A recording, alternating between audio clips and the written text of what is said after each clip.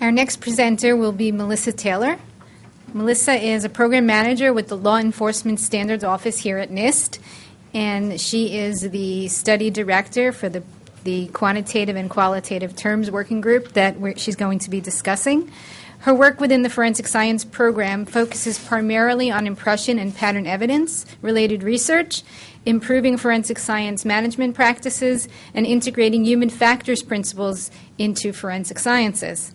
Her recent publications include the Biological Evidence Preservation Handbook, Latent Interoperability Transmission Specification, and Latent Print Examination and Human Factors, Improving the Practice Through a Systematic Approach.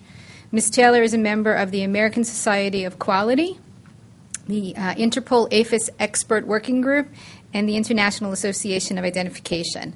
And she has previously served on the White House Subcommittee on the Forensic Sciences as co-chair for the Latent Print APHIS Interoperability Task Force. So please welcome Melissa.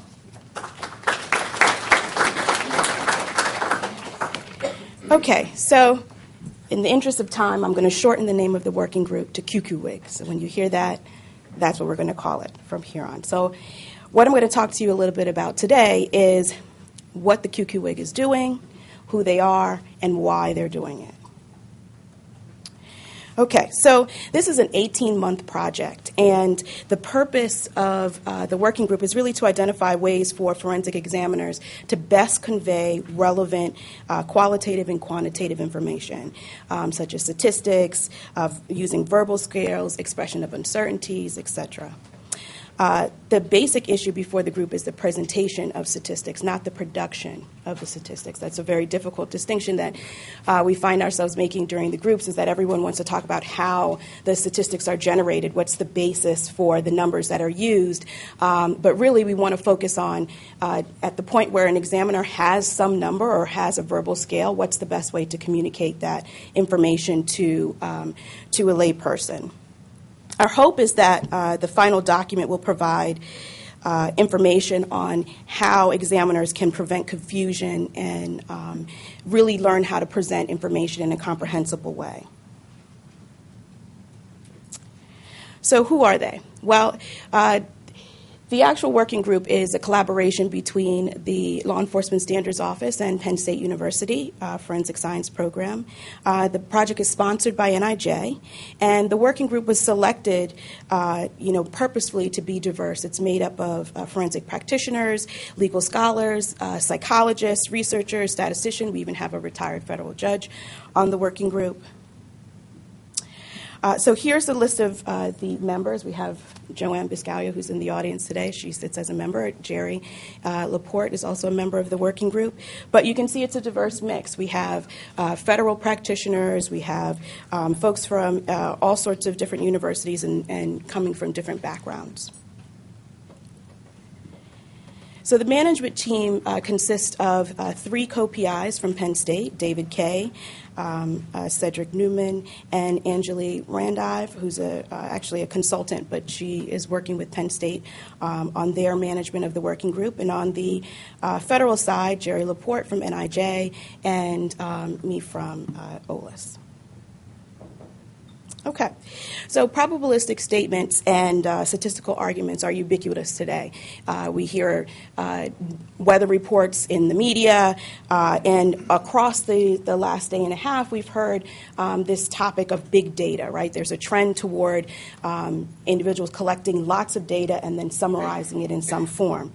Unfortunately, the general population, may not be able to understand and use this information because studies show that half of the U.S. population can't do basic math skills. So, for example, they can't calculate the difference between the sales price and a regular price. They can't estimate the cost per ounce of an item in the grocery store. This is even when they're provided with a calculator. So that's alarming, right? So if you think about all the statistics that we've heard this morning being presented to someone who can't calculate those basic arithmetic functions, you can be dangerous when you're using statistics. So take, for example, this scenario. It's actually a question that was used let me just get the right title here. The National Weather Service wanted to really look at making their terminology consistent so that when someone heard the forecast that they would understand it correctly. So the question is, today the meteorologist says the chance of rain is 60%. You understand this to mean, A, rain will occur 60% of the day. B, at a specific point in the forecast area, for example, at your house, there is a 60% chance of rain occurring. C, there is a 60% chance that rain will occur somewhere in the forecast area during that day. Or D, 60% of the forecast area will receive rain and 40% will not. Anyone want to throw out an answer? C? Take an umbrella. Well, if you answered C, you are in the you are not in the 9% that answered this question correctly. The correct answer is B. So that goes to show you that it's not as easy as it seems to present statistical information. So you may also be thinking that maybe if it's hard to verbally communicate statistics, you can throw up a graph, right? That will help clarify any points. But I don't know if you guys have looked at the graphs that we've heard here today, but I found myself tilting my head to the side to see if it would help me understand it a little bit better. It didn't work, but but you get the gist that not all visual representation of data simplify the topic. You might also be thinking that maybe this is a function of education, right? That people who have higher levels of education would have higher levels of numeracy, right? They'd be able to perform these functions better. But studies show that 16% of highly educated people have difficulty judging whether a 0.001 risk of death is bigger than 1 in 100. And those types of statistics and research are being conducted for health literacy, like trying to understand how best to communicate your risk of disease to people who have tests that show that they might have a potential. What is their understanding of their risk of that disease? So there's a lot of research in that area. So the working group is looking at a lot of this research, a large body of research that's in the decision sciences that focuses on evaluating the effects of numeracy. And numeracy can briefly be explained as the ability to access basic probabilities and numeric concepts. Just as literacy affects your ability to understand the written word, numeracy affects, is a judgment of your ability to assess numbers. Okay. Statistical numeracy has shown to be a predictor of decision strategies, emotional reactions, and accurate comprehension of data. So this statistic is really important to forensic scientists to understand how best to communicate so that the general population can understand the results of their data. So this is just a summary of some of the findings of the vast majority of numeracy research, that there's evidence that individual differences in numeracies affect judgment and decision making. Innumeracy is widespread, going back to that 50% of the U.S. population not being able to do simple math. Misunderstandings arise from non-transparent framing of the information. And there's limited research on which presentation formats are most beneficial for individuals at different levels of numeracy. Okay, so I figured that you guys are all wondering, well, how literate am I in numbers? So I decided to give you guys a little test, right? So just so that you can get a sense of what these tests are. And so the Berlin numeracy test provides a fast psychometrically sound is a psychometrically sound instrument for the assessment of statistical numeracy and risk literacy. I picked the test because it's short. It's usually between 3 and 4 questions. The test takes about 3 minutes. The instructions are don't use a calculator, just use pen and paper. Over the last few weeks, I've tortured my oldest colleagues with a number of these tests to see whether or not they could do it. I even tested my 7-year-old stepdaughter, who hated me for the afternoon for having to explain what the right answers were. So when you guys are ready, we'll start. 1 minute per question. We're just going to do one at a time? One at a time. I actually made it easier for you guys than I did for the folks that I previously tested. I made it multiple choice. I know, right? All right. Question 1.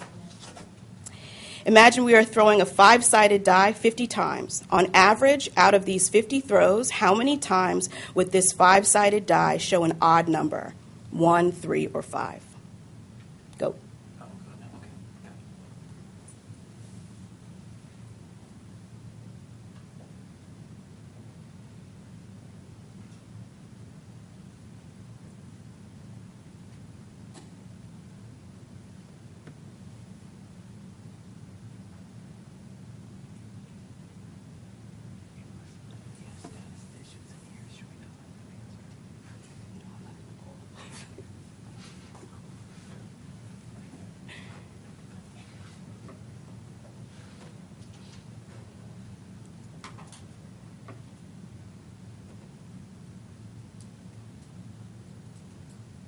20 seconds left.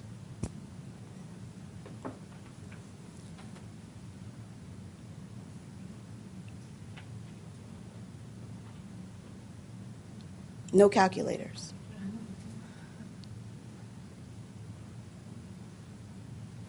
Time. Okay. Question 2. Out of 1,000 people in a small town, 500 are members of a choir. Out of these 500 members in the choir, 100 are men. Out of the 500 inhabitants that are not in the choir, 300 are men. What is the probability that a randomly drawn man is a member of the choir?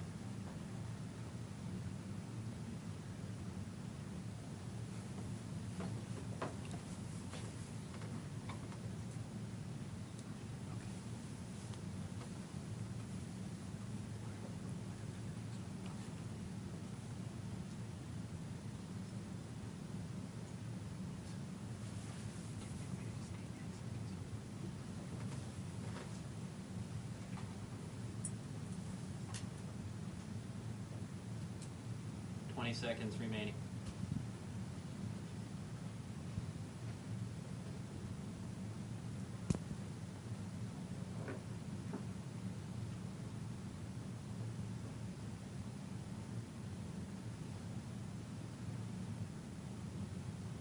Time. Okay, question 3. Imagine we are throwing a loaded die 6 times. The probability that the die shows a 6 is twice as high as the probability of each of the other numbers. On average, out of these 70 throws, about how many times would the die show the number 6?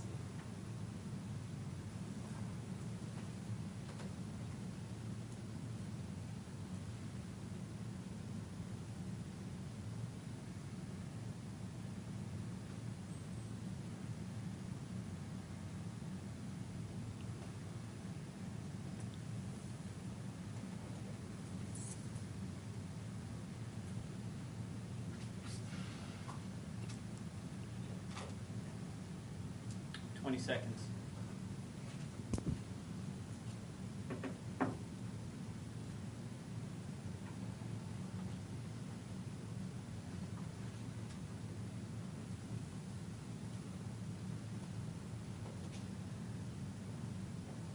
Time. Okay, pens down. So you'll be happy to know that I didn't torture you. I put the correct answers in the presentation. Answer to number 1 is C. Answer to number 2 is B. Number 3 is A. So, what does that mean? If you scored... Don't all walk out of the room, right? You might not have written down the letter. Oh, you didn't write down the letter? Okay. So, one was C, right? Yeah, 1 was C. 2 was B, which is 25%. And 3 is A. Okay? Everyone got that? All right, so if you had 0 correct or 1 correct, your numeracy score is similar to those in the bottom 25% of college-educated individuals. 2, your numeracy score is better than about 50 to 75% of all college-educated individuals, and your numeracy score is better than 75 to 100% of all college-educated individuals if you got all 3 right. If you want to take this test, they have longer versions of the test. You can go onto riskliteracy.org. It's actually a better format in the test. They don't do multiple choices. They score it automatically, and they have a different scheme for testing. So if you answer the first one wrong, you get 2 different questions than you would if you answered the first one right. So if you enjoy torturing yourself with these types of tests or want to torture others, you can check out that website. So needless to say that if you don't understand this type of information, you're going to find it very hard to communicate it to others, right? So we want to try to, with the final document, give people an understanding of what some of these principles are and gives them ways to explain them in a better fashion. So I'm going to turn back to the working group and give you some information about what we've discussed so far. As I've said, the working group is just beginning. We're about 6 months into the 18 months. So the working group has met twice, had several discussions, but don't really have a good sense of what their findings, their final recommendations are going to be. So I'm going to give you just in broad terms some of the things that we've discussed, some of the questions that we've still yet to answer, and then give you an idea of what the final report would look like if it was written today. So the QQWIG talked about various presentation approaches. So currently you have the choice of just presenting the data. So presenting 2 fingerprint images, presenting 2 handwriting samples, and have the juror or whoever you're communicating to make their own assessment. Then you can provide qualitative data, right? You can provide strength of evidence. You can talk about consistent with.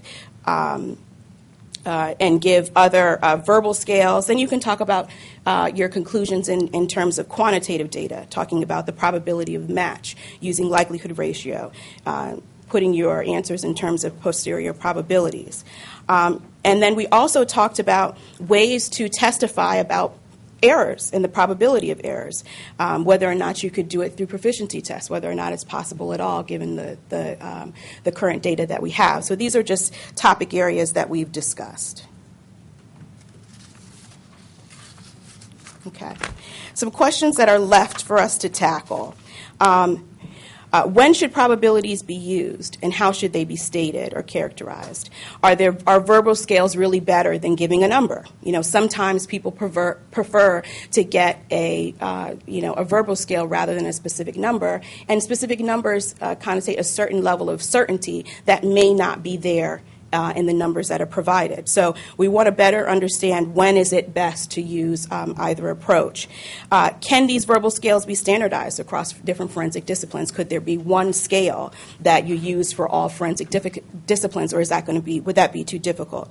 How best to map likelihood ratios to verbal scales, whether or not you could do that in both orders, meaning you select a number and then map it to a verbal scale, and do it backwards where you have an item on a verbal scale and you automatically map it to some number. Is there a difference in those 2 approaches, and whether or not they're recommendable? And then finally, what type of visual aids or illustrations or analogies, if any, would be helpful, right? Sometimes analogies can be helpful. Other times it causes additional confusion. It's just like adding a graph, and expecting people to understand the graph. So we want to really think through whether or not analogies would be appropriate, and then also hopefully provide some that could be used by the community. Okay, so if the report was written today, we start off with our standard introduction, that will really discuss what our methodologies were, what research we went to, and how we went about doing our work. The Chapter 2 will provide examples of testimony and reporting, right? So it's really just a summary of current practice to date. And this, let me back up. What I didn't say is that this working group is not just focusing on handwriting analysis. We're focusing on the presentation of all forensic conclusions. So the 3rd chapter is going to talk about the psychology of effective communication, and that chapter is going to really focus again on how people understand numbers and the words that may be used to describe them. We're going to focus on discussing what that people have difficulty with numeracy, ratios, fractions, the tyranny of large numbers, and so on. Chapter 4 is really going to discuss the nature of forensic inference. We heard this morning about how forensic inference can be investigative or evaluative. We'll be discussing that in great detail.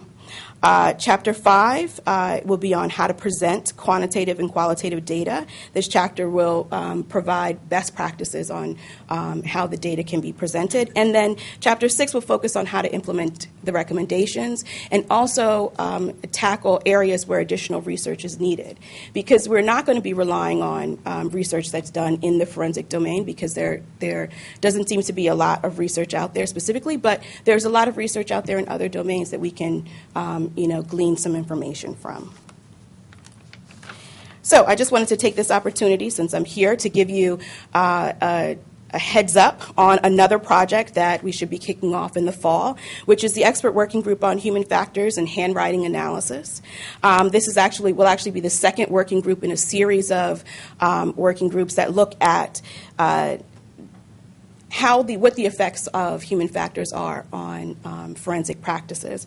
The first report was in latent prints. It's out if you want to take a look at what the results of that working group are. I think it's a great document. It discusses error rates. It gives you a good idea of what common practices are, issues with interpretation, issues with testimony. It also goes into management issues. How does culture impact performance? So it's a good document. You can find it at nist.gov/OLIS. That project was also supported by NIJ, as will the handwriting analysis project. So stay tuned. This report will probably be out in the first quarter of 2014, and it'll be on the NIST OLIS website as well. Thank you.